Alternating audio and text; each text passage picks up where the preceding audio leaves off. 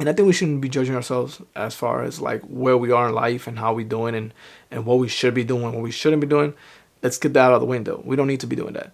But sometimes we are in places that has nothing to do with our contribution. Sometimes we are just put there because of the life circumstances, the cards you've been dealt with, maybe your family upbringing, maybe your could be our race. It depends on what it is, but sometimes you're where you're at, and you have no control over it.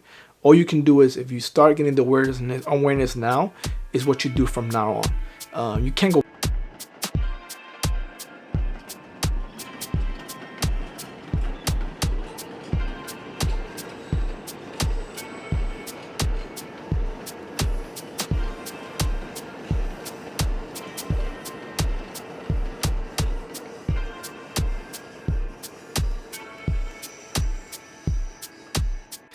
Hey, we are back here, and thank you guys for joining me once again here as we continue with the financial literacy series. And as I said it before, I kind of just really want to share some of my uh, journey and the process of learning how much I didn't know about financial literacy. And I think a lot of us can relate, especially if we're in the side. If you grew up first generation, obviously Latino or person of any type of race other than like immigrants that came to this country. Um, uh, Living in, like I said in my last videos, growing up in a public education system and really not really being introduced to what it would take for me to kind of manage my personal finances, um, it really made me realize how much I didn't know. And it's not until you go to the real world that you kind of realize how much you don't know. And that's the biggest thing I think is for us to realize and admit to ourselves that we don't know. A lot of us don't know, including myself. I'm still learning. We're all learning on how and kind of, I think, how the game is played, right? It's all a game as they call it. And all of this is just a game that we're playing. We don't know how the outcome might be. Just following the proper, that we think is proper steps, it's what we can best do. But at the end of the day, we don't know. Nobody knows for sure what it will bring to us, right? At the end of the day, is believing that when you put your money into assets, at the end of the day, it's according to experts and according to history, it's supposed to grow. But at the same time, it's not guaranteed. And I think that's something we want to take a look at as well, that anything in life is never guaranteed. We can, we can put an example. You can work out every single day. You can go to the gym every single day, but if it can also be that maybe you might have some type of underlying health issues, and you might not be able to feel right, and you might have other aches and pains. Maybe you have a serious medical issue that you probably can't recuperate, or it's a lot of things that can happen. So there's not a one fit for all, I think, situation. But at the same time, just to be aware of our habits and of our unlearning, and also aware of how much we don't know.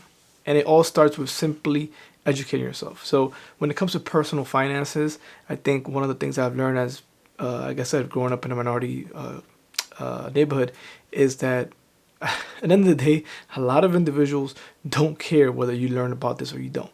They know that they already had their vested interest. They've done what they have to do. And at the end of the day, they're doing it for themselves. And unfortunately, growing up in this obvious society we live in, a lot of individualism goes around, and it's always about competing about who does better, who has better, and it's like a judgment game.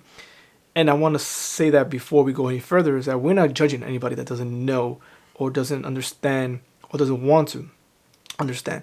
It's just a personal preference. I do believe that you are valuable yourself as your individualism, your creative talents have no price on it, right? And what I mean by that is like, you can this year you can make $100,000 and lose your job next year, and maybe your talent makes you, you earn tenfold of what you had in your career. So our capabilities and our talents that we haven't tapped into yet, have no price on them. So we are not just our salaries, our jobs, or our careers, or whatever we decided to do growing up. We are not those things. We are just individuals that have a lot more value than anything can put a price on. We're no less or no more than individuals that might have more as far as possessions and wealth, or individuals that might have less than us. There's not a game. It's not a competition game. It's more of a financial literacy game, in the sense that the more you know, the better you are, as far as your habits and actions. Doesn't mean that you are better or less than anybody else. And I think that's one thing I want to point out, because sometimes we have a culture where we'll like kind of make fun of individuals that might not be doing the most. We look at it as not the best decision for them, but we don't know what people are going through in their lives, right?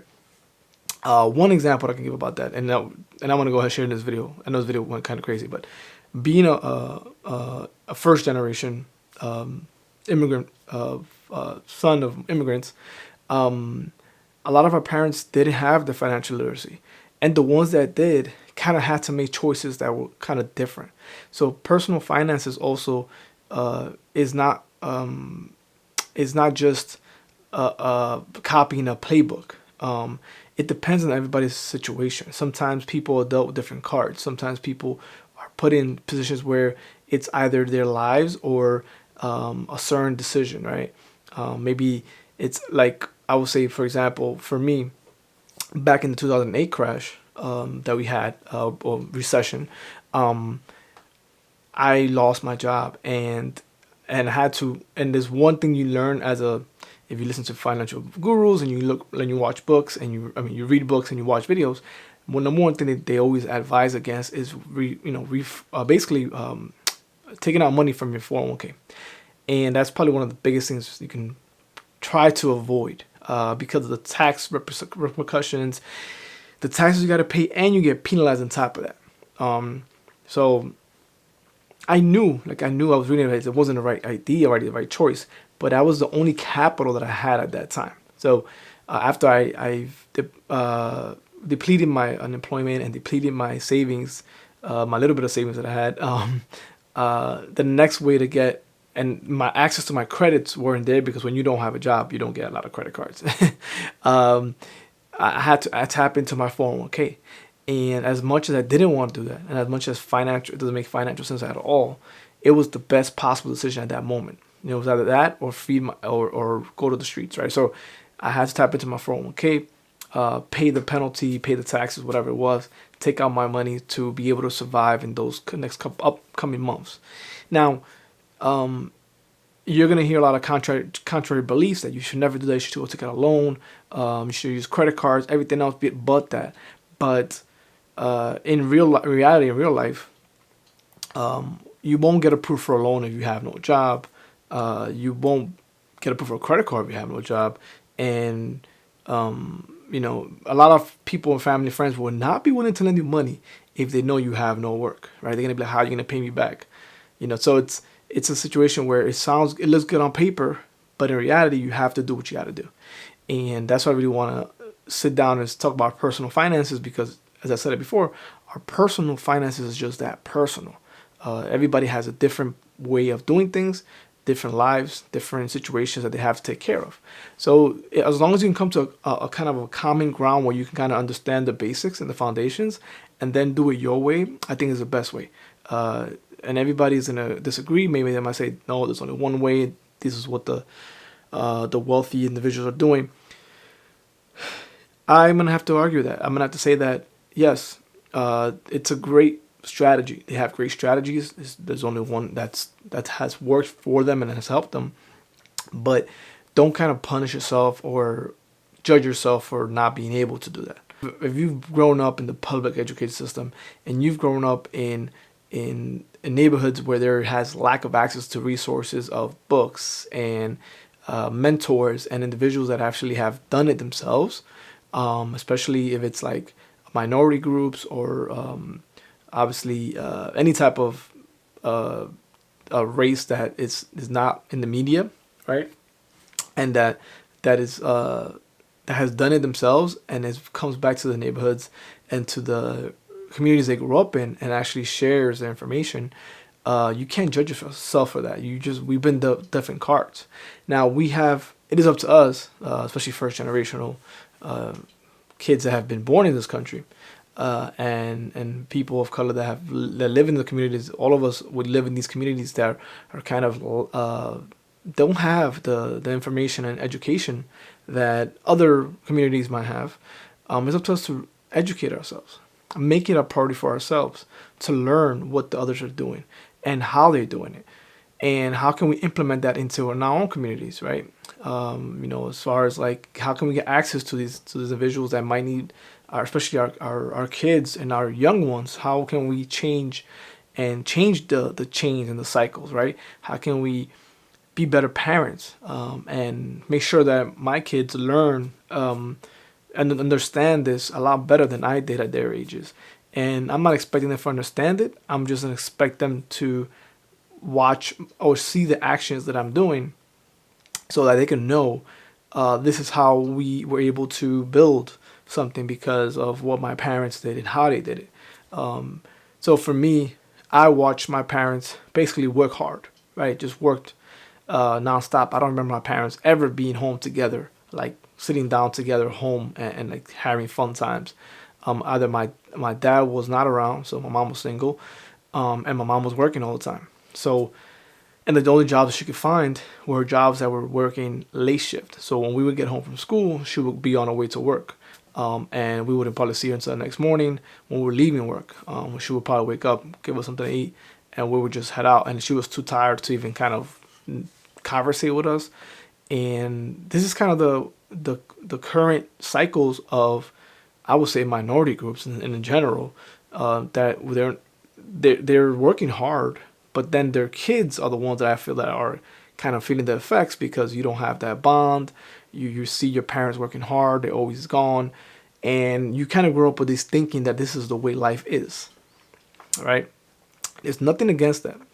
And the reason why I got motivated, where it was like, there's got to be other ways to do things. There's got to be other ways to change our circumstances and change uh, my next generation, my kids' generations, right? So it's that you grew up watching this and you think this is a way of life. So you kind of mimic this, and I did that. We mimic that. We think, even to now, I feel that if I'm not doing nothing productive, I'm not being productive, I'm not of value, and that is totally wrong. I mean, as individuals, we all are human beings. We all have value just existing, and it's kind of we've been told in society that if you're not out there doing something, you are not of value and you don't deserve value, and that's kind of I feel that what all of our first generation, my friends especially, all of us that grew up as with immigrant parents or people of color or parents that were in obviously in a community that was marginalized, is that you realize that it affects the next generation because you see this going on and you think that's the way of life, but it's not. It's not until you go to the other communities that are not oppressed or not in lack of resources, that you see how the lives are different, right? For me, it took me a time where I visited one of my friends. He and his parents moved to some small suburb in Pennsylvania, and I visited him because he moved and he was making a move. So I went to go and see it, and he took me to his high school. And when I went to his high school, and we didn't go inside, we kind of a little bit inside, but we drove around the campus. The high school was a campus. It had its own football field, baseball field, track, running, like I said, track, his own inside pool, his own library. It was a campus. And this was a high school, right? And of course, the community itself was majority. Unfortunately, at that time, it was not a minority community. It was a majority white community, and he got the privilege of going there because his parents were able to buy a house in that suburb, and that was his zone school for his high school. So it wasn't like he was raised there. His parents ended up buying a house, and that school was the school for that county or that town. And it wasn't until I saw that I realized that my high school that I went to here in public education here in New York City, um, was way underfunded or way not normal, right? Um, and that's where you kind of realize that you have to kind of get away from your comfort zone to realize how your life can be different and you can change it. So the only way to change it is by seeing that there are different ways to go upon things, and your personal finances are one of them. Like those are things you can control. You cannot control what others perceive of you, what others think of you. You cannot control what others gonna do to you. You cannot do that. But you can control how you take action and what you do with your own resources. And that's why I feel like personal finances is one of the, if not one of the most important, besides educating yourself, how to speak with your actions, right? Because where you buy, how you buy, where you invest, how you invest, and where you choose to spend your resources kind of dictates what community you're feeding into, right? And and following the money. Unfortunately, you hear that all the time, but a lot of the power and leverage that's in our obviously political system is all about money, right? They feed the system with the money, and those that have the most power. And unfortunately, that's the system we live in this country. So controlling your part of that and speaking with your dollars in the sense that I'm gonna go and spend my money in a minority business, and be diligent about that.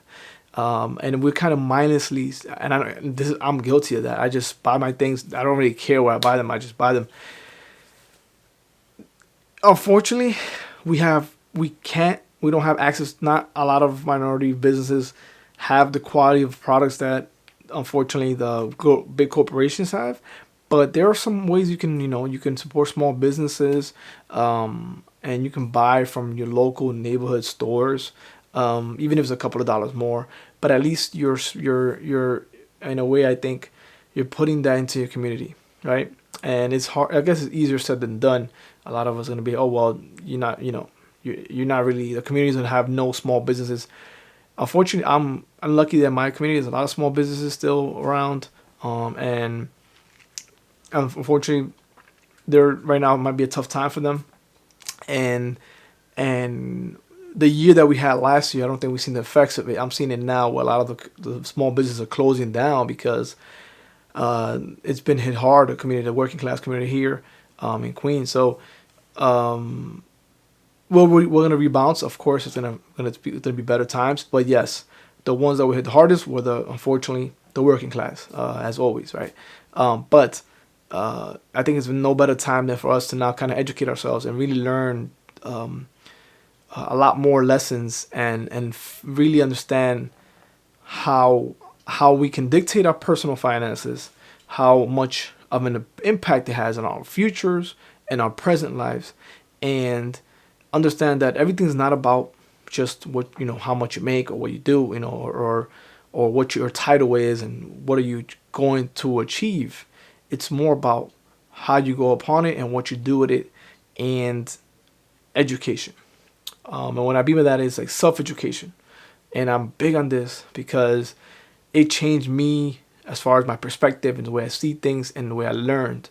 The more you're interested in these topics, as far as anything when it comes to self-development or financial education, personal finances, investing, any of those topics, the more you can educate yourself, the better off you're going to be. Of course, at one point, enough education is fine. You want to take action. So let me just reiterate that point. We can speak here, we could talk here about, what can we do with our money? Where we're going to put it? How can we make it work for us? How can we become a better, have better personal finances? Nothing's going to be action. Do something. Something's better than nothing. If it's to literally just put away $10 a week for yourself for an emergency, that's better than nothing. Obviously, you want to gradually invest, and eventually, instead of 10, put 20, 30, 40, whatever it is every week. But what I learned is that momentum, as far as anything in part of life, like for me making videos here, when I make one video and I try to hold myself accountable every single day, it helps. and it could be a one simple video a day.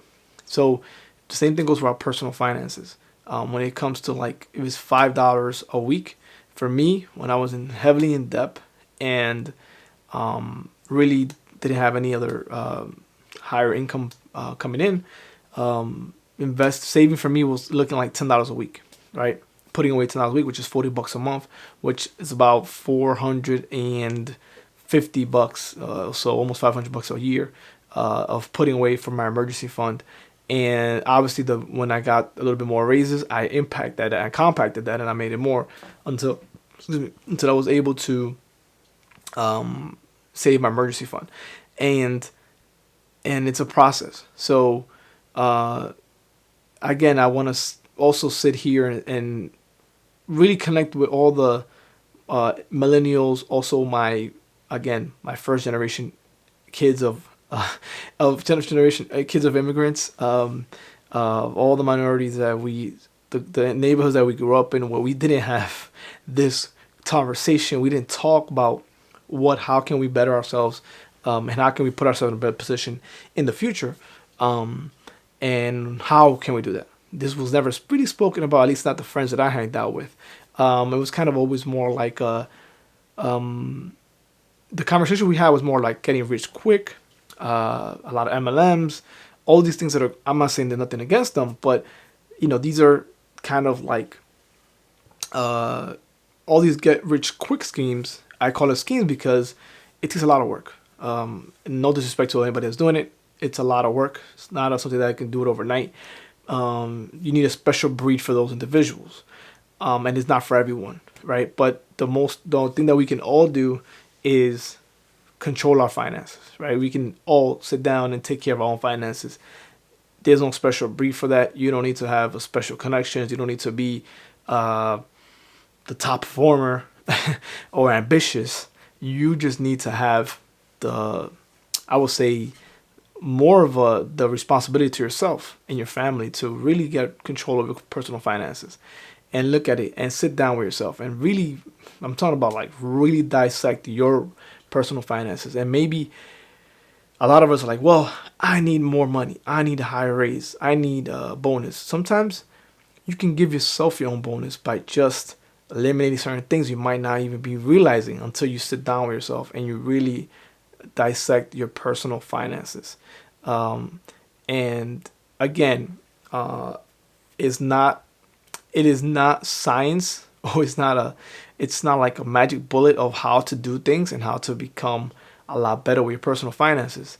It's the basic steps of, again, as we said it before, saving your money, investing, budgeting. All these things are just basics, but at the same time, it is the hardest thing to do when it goes against everything you never knew, right? You never understood this, so it goes and go against all of your beliefs. And whenever anything goes against our beliefs, we kind of fight it. We kind of, we say, hold on. It's like questioning somebody's religion. Unfortunately, that's something you don't want to go into. But you can, when you question people's beliefs in any area in their lives, you're gonna have a lot of resistance. So at the end of the day, do what makes best for you, like as far as making sense. But just look at yourself. Look at your personal finances. Look at your how you can strategize. Maybe how you can save this kind of save here, save there, and end up with a lot more in your pockets at the end of the month. It might be just simple steps, cutting out certain things that you might not need. Maybe it's just eliminating a car payment. Maybe it's eliminating an extra car. Or maybe it's just getting a second job if you need to for the meantime. It's all in there. But I feel that sometimes it depends on the individual and in your situation. And I want to take it back because I know that sometimes we ourselves can get ourselves in situations where we're not, I say that we think that it's our fault.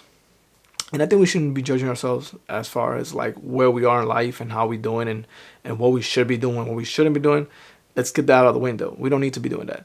But sometimes we are in places that has nothing to do with our contribution. Sometimes we're just put there because of the life circumstances, of the cards you've been dealt with, maybe your family upbringing, maybe your could be our race. It depends on what it is, but sometimes you're where you're at and you have no control over it. All you can do is, if you start getting the awareness now, is what you do from now on. You can't go back and try to make it better. You can't go back and wish you had done different things differently. All you can change is what you can do from now on. And that goes for anything part in our lives, right? We can't live in the past, and we can't really think about the future and worry about the future, right?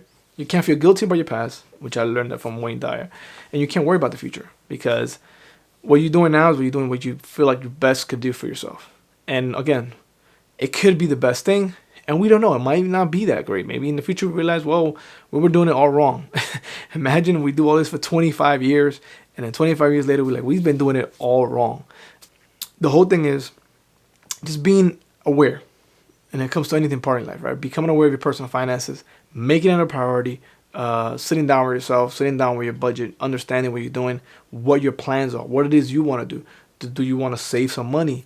Do you want to invest some money? Do you want to maybe cut your like I said, saving, cut your expenditures? Whatever plans are for you, it's on you. And sometimes it's the easiest, quickest fixes. And as I want to translate this little quick message from my personal finances, from my regular life, as far as like the things that we kind of encounter. For example, sometimes I have issues with my car, and one of the gurus I follow here on the internet, mechanic, he goes, sometimes the most complicated problems have the easiest fixes. So you always want to start with the simple fixes and then work your way up. You never want to go thinking that it's the hardest fix you have to do and then work your way backwards. No, you want to start with the easy fixes. So when it comes to personal finances, start with the basics, understand where you're at, what you want to do. Start with the simplest things you can do today and then work your way up. So hopefully this journey in 2021 we do together, we work ourselves up, we become personal finances experts. And I'll see you next video. Peace.